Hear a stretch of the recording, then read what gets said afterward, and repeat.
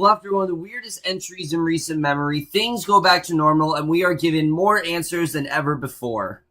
Don't change the channel, don't touch that dial. We got it all on UHF. Take out the speakers.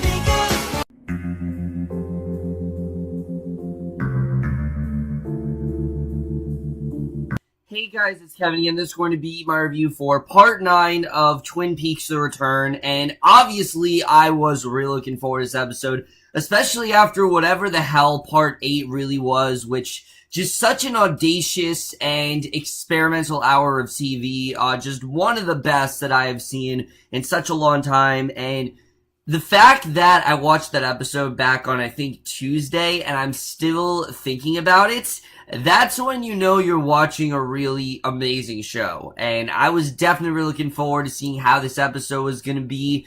And while this wasn't nearly as confusing as the last one was, this was still a damn good episode. It basically was the complete opposite of the last episode. While the last episode virtually, put us in a state of confusion, this one is basically starting to put things together. Here's really what's going on. Here's how the rest of the season's gonna be. Things are really starting to make sense now. It really does seem like a lot of the characters, we're starting to see really where their storyline is gonna go for the rest of the season. But let's just get into this episode, because because again, I'm after part 8, I'm definitely not calling these episodes. I'm absolutely calling them parts, because I really do want to get into this. So we start off and we see Cooper's doppelganger. He walks down a road and he takes a bandana off of a post, and we see, we don't know what his whole deal is. We know obviously he's alive and everything, but we don't know what's going on there. But we then see Agent Preston. She passed along an urgent call from Colonel Davis to Cole, and she tells him to keep her voice down while Diane and Albert are sleeping, and he picks up the phone and he's told the discovery of Garland Briggs's body, which apparently is located in Buckhorn, South Dakota. So they now have a location, they know where to find him, and again, a lot of this episode centers around Garland Briggs, that maybe there's some sort of a connection to what's going on there, and that he's kind of the thing that started all this, but the doppelganger arrives, and we see Hutch greets him, who is played by Tim Roth, and I was shocked to see him here. I'm like, holy shit, Tim Roth. I mean, I knew obviously he was going to be on the show, but Lynch has done such a good job of doing absolutely nothing that I was very surprised that Roth was in this role. But he says that they were expecting him last night, and the doppelganger asks who owns the establishment, and Hutch says that it's farmers who are sleeping out back, and the doppelganger tells him he needs a couple burner phones and something for his gun, and Hutch then calls out for Chantel, who is also played by a former, another really famous actress, and Ross' former, Hateful Eight vet, Jennifer Jason Leigh, which again, it was really cool to see her, and we had a very, I wouldn't say this was a Daisy Domergue sort of role, but I definitely really liked her interactions here. Remind me how much I loved Jennifer Jason Leigh as an actress, but basically she tells her to grab the first aid kit, and she walks out. She sees the cuts and bruises and all the mangled, he's very badly beaten up, obviously. I mean, he almost died. He basically died, and she asks where they got him. He lifts up his shirt, shows her the bullet wound, and she goes to the kid. She tells him to go inside, thinking that obviously, he was spared. She doesn't think that he, it's not clear if they know what he really is, if they understand that he's not human. It's really not clear to us, but this was a very well done introduction. It shows where the doppelganger's head, shows where his priorities are, and I do like the way we are starting to see that, because it's been very unclear as to where the doppelganger's mind really lies, and here we really are starting to get some answers as to what that is. So Cole then asked Diane to stay with them during their trip to Buckhorn rather than return directly to Philly, and she really is not for that. She's highly against that. She really wants to go home. I mean, that's what she was promised, that she'd help them find Cooper and then she could go back home. But now she's being told that's not the case. And Cole lets her in on how vital of a case this really is, and she reluctantly agrees, realizing that this is a case that she has been trying to solve for a very long time. And Cole has the pilot reroute, and Preston then receives a call from Warden Murphy, who tells Cole that Cooper, of course, has left the prison. So obviously, I love the way that things are starting to come together here. Again, I love that these are all becoming its own story. It's all, again, sort of making sense. And basically, they now know that obviously Cooper, he's loose in the world. The Cooper that is not Cooper is roaming around in the world completely unharmed. So after sending a text reading around the dinner table, the conversation is lively, which we don't know who this is for. He just randomly sends this text. The Doppelganger calls Duncan Todd for an update on a job he was hired to do, and Todd tells him that he has yet to perform the task, and the Doppelganger makes it clear that it better be done the next time that he hears from him. And, Todd then calls Roger into the room. So, yeah, Roger, is clearly Roger. We don't know who Roger is, but obviously Duncan Todd is someone that Duncan Todd is working for. We don't know exactly what Todd's whole what his task really was, but I'm sure we're gonna find out soon. But basically, Hutch then gives the Doppelganger a duffel bag. He places it into the car. He gives Hutch an assignment to kill Warden Murphy in the next 2 days. Like, he needs him dead because he knows, obviously, the Warden Murphy is going to go after him. He's just not going to let him get off the hook completely. And he knows he's a wanted fugitive. So the Doppelganger is doing what he can to cover his tracks as much as possible. And he tells them that once they're done, he has a doubleheader for them in Vegas. And he'll text them details once they're done. And he gives out Murphy's location. He tells Hutch to kill the phone. He clears out of this place, and Hutch gives him directions to the main road. The Doppelganger drives away, and Hutch literally takes out a shotgun and just shoots the phone, which that was awesome. But that's really all we see the Doppelganger in this episode. We now know exactly what his plan is, and it's better than what they've been giving us. I like that we did get some progression here. Now we're starting to see where this is really going, and I thought that definitely was very interesting. But we then see the real Cooper and Janie E. They're waiting in the police department as Bushnell Mullins.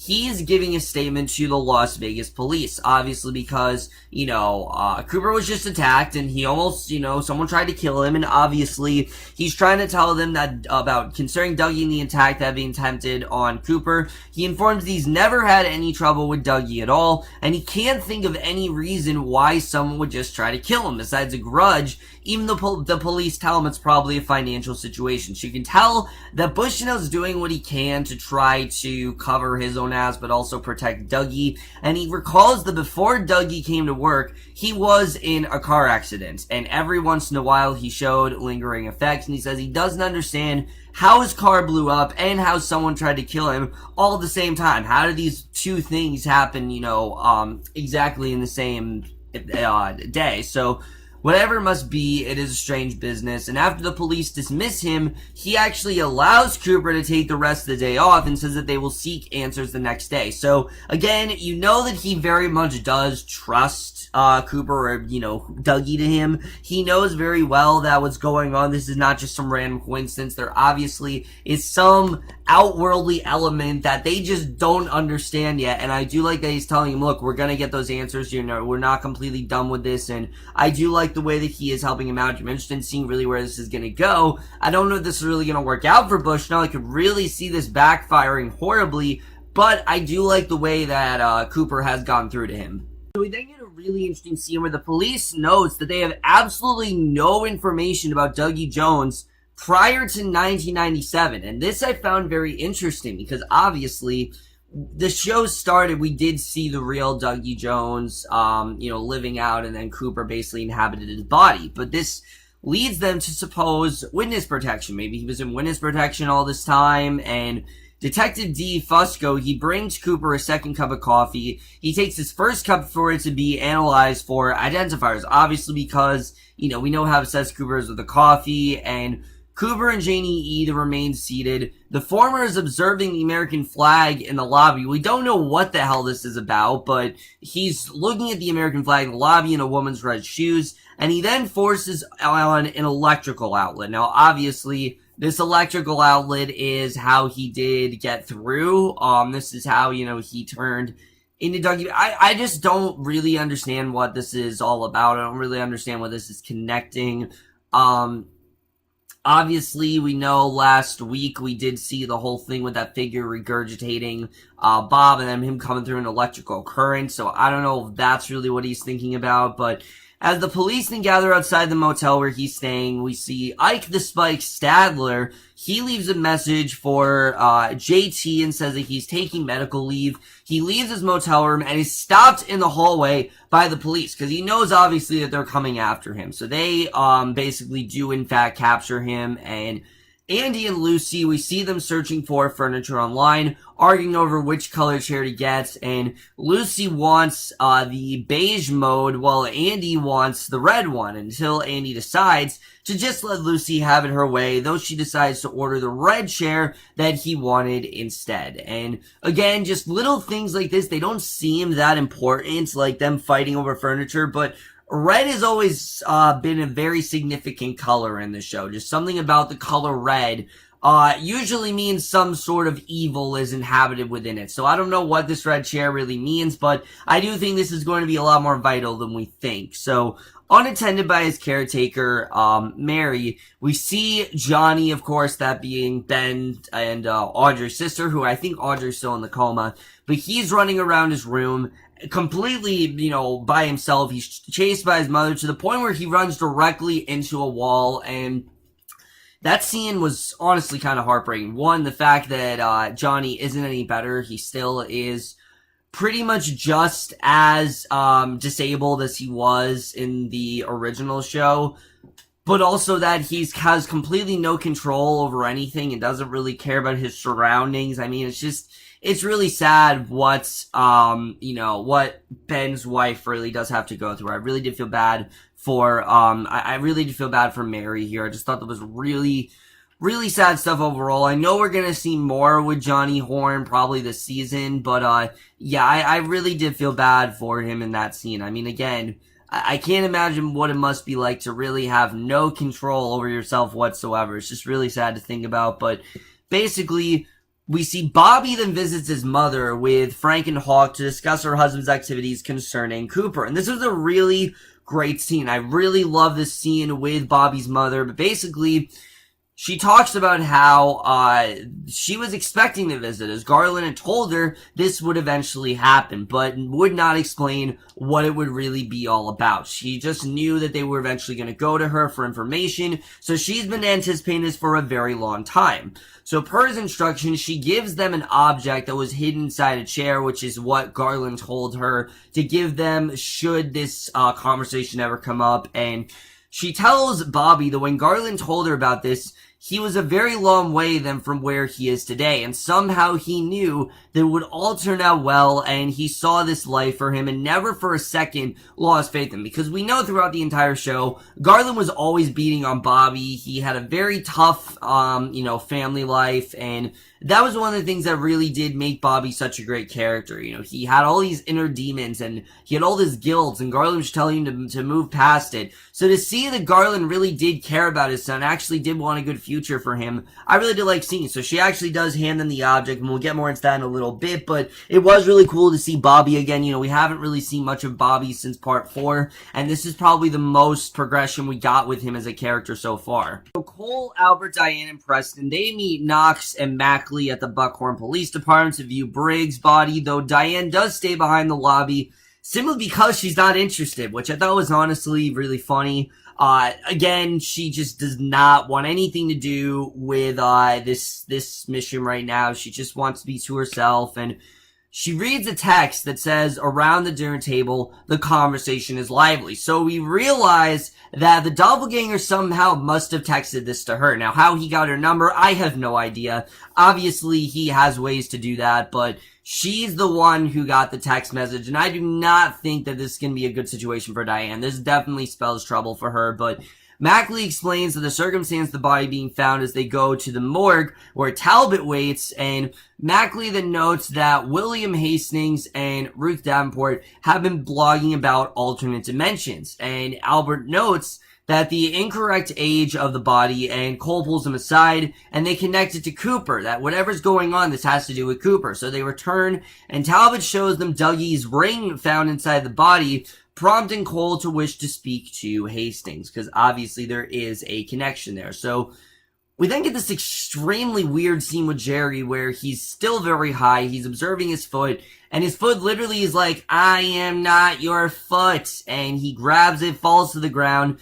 No idea what that's about, but again, that's the kind of stuff that Twin Peaks does so well. It confuses you really well, and I love the way they do that, but we then see FBI agent Chad. He eats in the conference room as Truman, Hawk, and Bobby come and dismiss him, and Frank and Hawk try to open the object given to them by Betty. Amusing Bobby remembers his dad actually bringing it home one night and says they must go back outside to open it. And, Bobby knows very well how to open this thing because he's seen his father do it before, but he throws it on the ground and it causes it to make this loud humming noise. Like, we don't know what it's about, but they throw it down again to open it, and he removes a slip of paper with directions which Bobby understands, noting the Jack Rabbit's Palace, which is apparently an imaginary place that he and his father actually had conjured up during his childhood. This was like something that they did together, and Truman says they'll go up there 2 days from now, and he can lead the way like his dad would have wanted him to. So,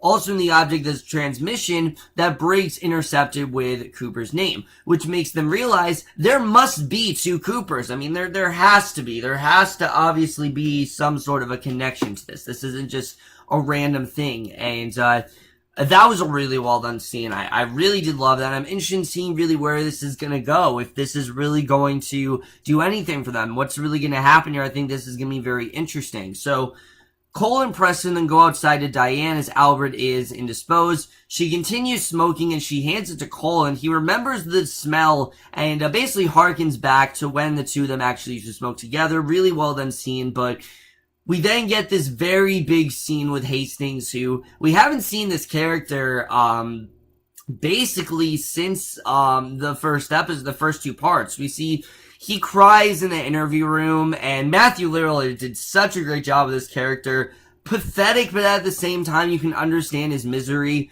Basically, Preston is joining him to question about his blog entitled The Search for the Zone, where he claimed to have entered an alternate dimension and met the Major, who had been hibernating there, and told him to get coordinates for him, and which Ruth wrote on her hand prior to his death, and he assures her that it's all real, like, that none of this is, he's not bullshitting them, this actually happened, what he saw here, this is definitely real, and he has been studying this for many years, so he definitely has a good idea of what he's talking about, and we get a lot of information here that I think definitely could be leading us to where this season is, the rest of this, miniseries is headed. So, he says that the Major was hiding there. He says that they brought him the numbers yesterday, and then the events of the first episode transpired. So, again, you have to understand, this all happened like the span of a few days. Like, it's only been another day, which is kind of crazy, but he makes it known that he didn't kill Ruth and he loved her, and he blames himself for really this whole thing. And he identifies a picture of Briggs as the Major he met,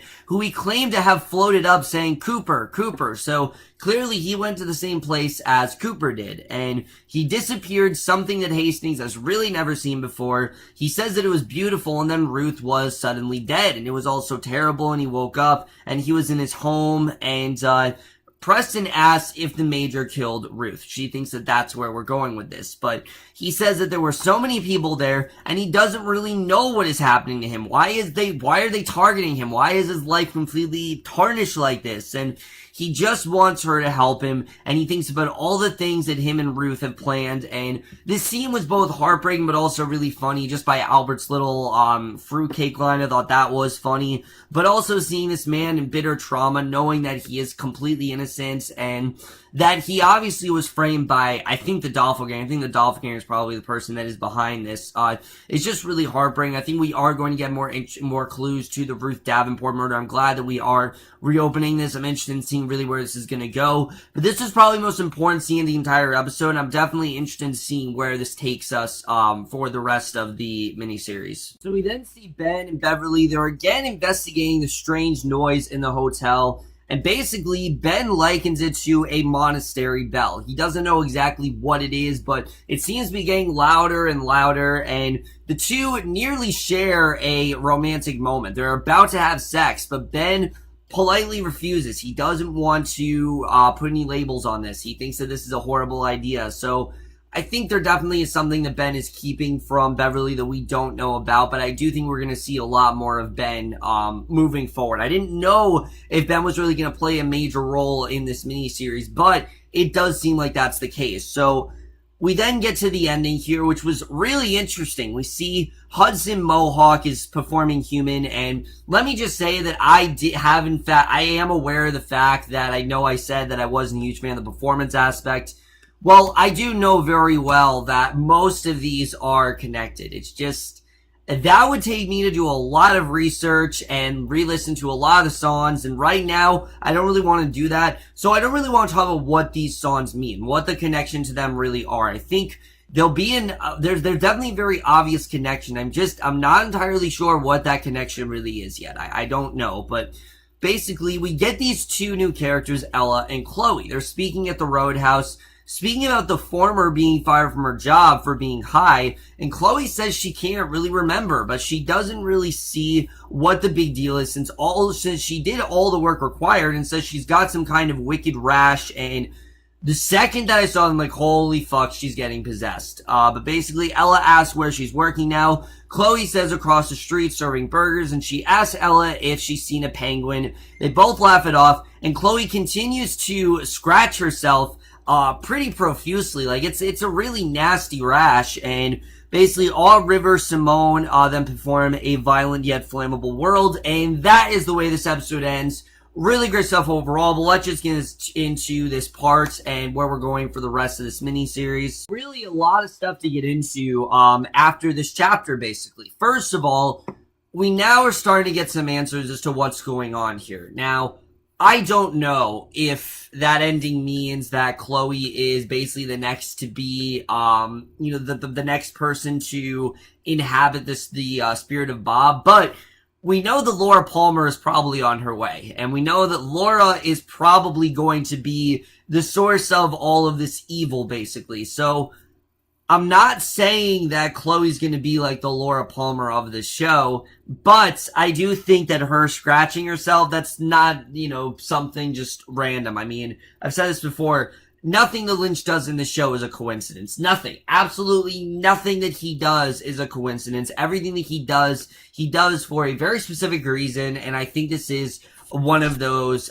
cases. I think definitely there's something going on with Chloe that we don't know about, and I think we're going to find out what that is very, very soon, but I don't know exactly what it's all about. Again, I'm not going to try to think about too much, because if I do, then it's just going to hurt my brain even more. But basically, the whole thing going down with the character of Hastings, I think what he said is real. I think Major Briggs very much did visit him. I think he did go to the same place as Cooper, and I think it's showing that he is, in fact, going to return some point. I don't know how they're going to do that, though, because the actor's dead. I don't know how they're really going to be able to get Major Briggs back and how he's going to play such a major role.